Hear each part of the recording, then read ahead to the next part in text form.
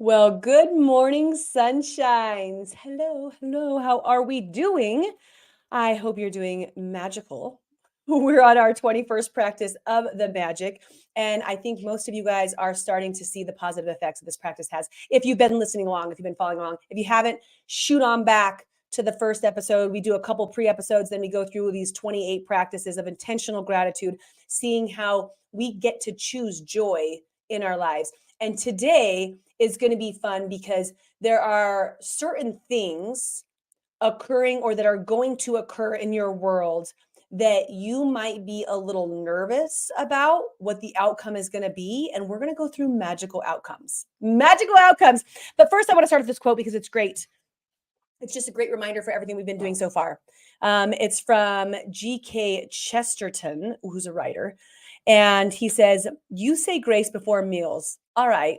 But I say grace before the concert and the opera, and grace before the play and the pantomime, and grace before I open a book, and grace before sketching, painting, swimming, fencing, boxing, walking, playing, dancing, and grace before I dip the pen in the ink."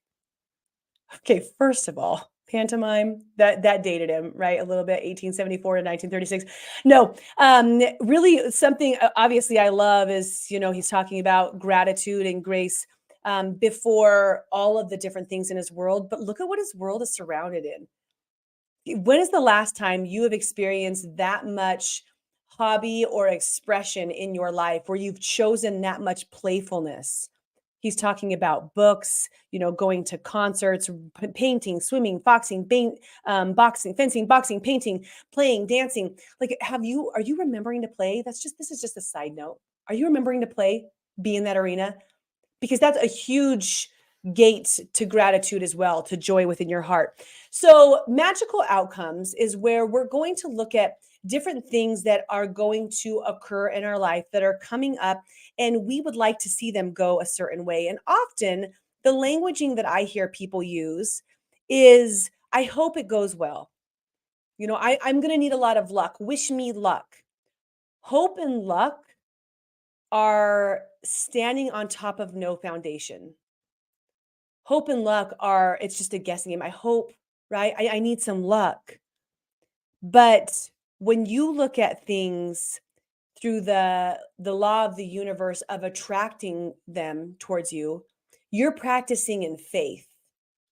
Faith and belief is an assumption that it's going to go a certain way. And when you assume it's going to go a certain way, you're putting an energy out there that's going to support it occurring in that way. And I'm not saying that you get to just assume your world into a certain condition and it's all just going to 1, 2, 3 line up, but it is going to start to line up as you continue this practice. An example would be with Witten's diagnosis, just because it's so, I feel like it's so beneficial to provide a more extreme example. When we went to the hospital the first time, I didn't assume any outcome, when we were just getting the diagnosis. And upon diagnosis, my continuous assumptions was, it's faith. It was faith and letting go, faith and letting go, faith and letting go, that there is a plan for us. But within that, every single time we would go into scans, I would visualize and see things getting better. They didn't right off the bat. I had to make some adjustments in our care and our type of chemo, our specialists.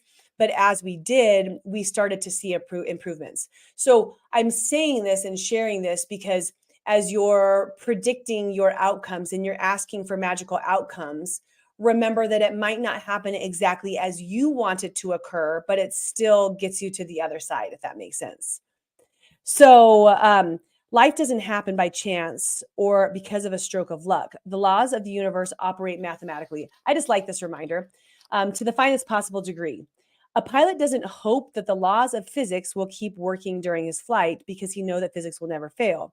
You don't go into your day hoping that the law of gravity is going to keep you on the ground so you don't float off into space because you know that there's no chance that gravity will fail. Remembering that using the law of attraction, this is physics, this is science, the law of attraction, and acknowledging those things is going to support you in your belief of going through the process. So, what things could you be concerned about? what things do you have coming up? What do you want to wish upon a magical refund? And there's a huge list here. And I'm going to give you some of these because I think it's supportive if you're going through this practice and thinking about what is the ideal way you want this to unfold and what do you want to have occur for you. It could be a job interview, an exam, a sports game, a phone call. So it's not like it has to be something like huge, like cancer treatment. It could be something so much as a sports game that you want to go a certain way.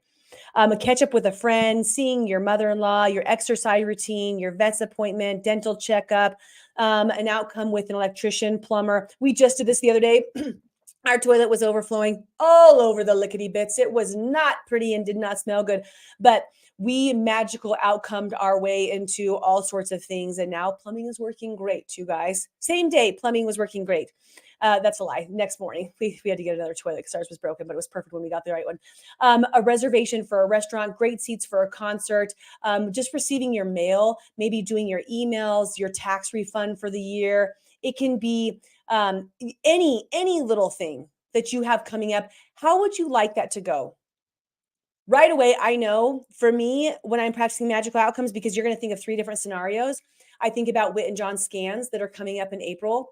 And I know that there is a lot of trauma and emotions that come with going back to the hospital, getting IVs, going to the room where he's been so many times, where his body's pumped full for that and liquid for his PET injection and doing his PET scan, his MRI, those things. So I'm already starting now. It's a month away. I'm already starting to visualize the process going smoothly and calmly. I see Witten, feeling confident and being supported by us. And I see the needle. Last time he tried to get the needle in his little vein, it was like it took him so many times and he was bruised everywhere. But I see it going in just perfectly, effortlessly, and him getting his sedation in such a wonderful way. And then the MRI presenting nothing, no active disease again. So I'm already practicing the visualization for that. And you look at your life, your world, there could be things you want to have a great outcome with for today, for next week, for the next month, or for years from now. You've been working really hard on your marriage and you see this magical outcome of a year from now of the way that you guys show up to your relationship. The magical outcome for excuse me, a program, a studying that you're doing for the new job that you want to get, and the perfect provider, the perfect employer coming in and you landing that job of your dreams. So this is one way to practice. You're going to pick 3 different things of looking at a magical outcome that you would like to have in your life. And that's for this specific magic practice of the 28 days, but it's something that you want to start to become a part of you. So every time you're facing a situation, you're bringing a joyful, positive energy into it. So you're attracting those positive results back from it. So this practice doesn't end, right? The other side of the practice is looking at how we react when we have unexpected news or something unexpected happens throughout the day. And if you notice this, what I'm about to share, so many of us jump to these conclusions and we write the story in our head that is completely fabricated of worst case scenario, right? You go to the office and they're like, hey, boss wants to see you.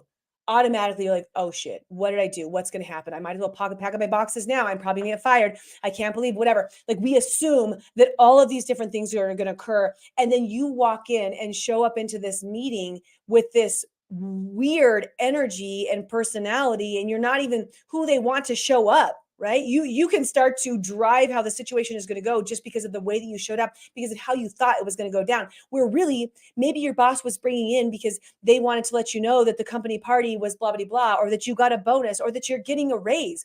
And when you assume a magical outcome on the other side, you walk in with so much more confidence and excitement. Maybe it was going to go the other way. Maybe your boss was going to be like, hey, you do so great on that last project. But you're like, he's about to give me a raise. He's like, this is going to happen. So you walk in with confidence, chest back. You're like, hey, boss. And you're feeling great. You're like, you know what? I just want to let you know I got this, and this in. And I'm so excited about my position right here. And he's looking at you like, I was just about to let this dude go, but like, he's on fire. Okay, sounds good. Just wanted to tell you, great job. Like automatically shifts can occur. That's an immediate shift that can occur. But how often does it happen in your world where you get the phone call? I had I think it was I got a phone call, a message from the school, from my son's school. Hey, I sent you an email. Just wanted you to make sure you grab that from one of his teachers. I open up the email and you have a senior in high school. You could be like, oh my gosh, what's going to happen? Right. So you could bring one energy into it or just assume, awesome, going to open up the email, going to get my great news. Open it up. And there's this beautiful share about how my son is really going above and beyond to be a light for one of the other kids who's been having a hard time and is pretty shy.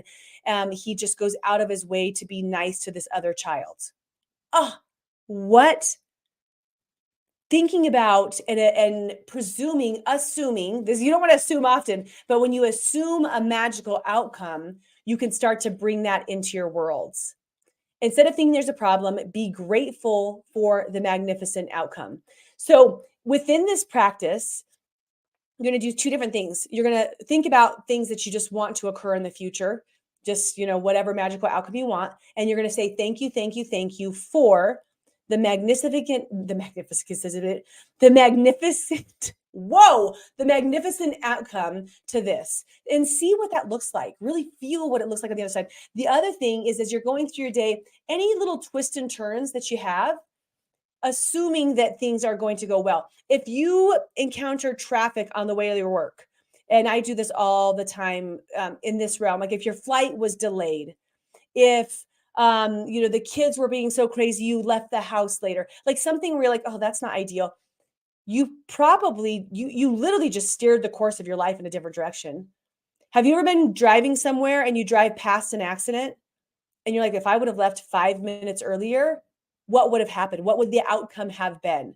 So I make the assumption when things don't go quite right, or the kids are yelling or hollering, or we're late to something, or we miss something. I'm like, you know what? We weren't supposed to be there. That we're set on a certain course for something different. Maybe it occurred so that you could, like, you get into the coffee shop and there's a huge line. You're like, I do not have time for this line. But then you end up bumping into somebody that's going to be supportive in a project that you are wanting to finish.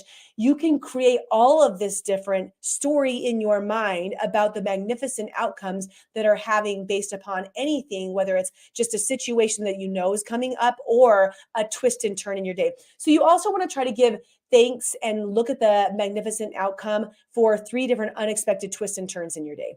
That's the practice number 21, you guys, for our 28 days of intentional gratitude. Again, this isn't just meant for today. This is meant for moving forward into your life and continuously choosing to see the good that could become, so that you walk into your life with a more positive energy, creating more positive opportunities, meet cutes between different humans in your world that are going to support you in moving in the direction that you want to go. The magical outcomes. I hope that you guys practice today and from here on out. And if you guys have not done the other practices, go back to the beginning, listen, and remember that the more that you guys live into these, the more that you talk about them, the more that you share about them, the more that you take them on and they become a part of who you are, it's just going to be a natural way of being. People are going to look at you like, why is she so happy all the time? Why does he always have everything go right for him? Why are there magical outcomes surrounding them all the time? It's not an accident. It's not luck. It's not hope. It's faith and complete assumption that this is going to be the way that it is, and it starts to happen in your world. All right. Thank you so much for joining me for another day of the practice. We only have 7 more practices, so get ready for those. I appreciate every one of you. Good job. High five, taking time for yourself today to mentally strengthen yourself and personally find joy. Don't forget that perspective reveals miracles, and we will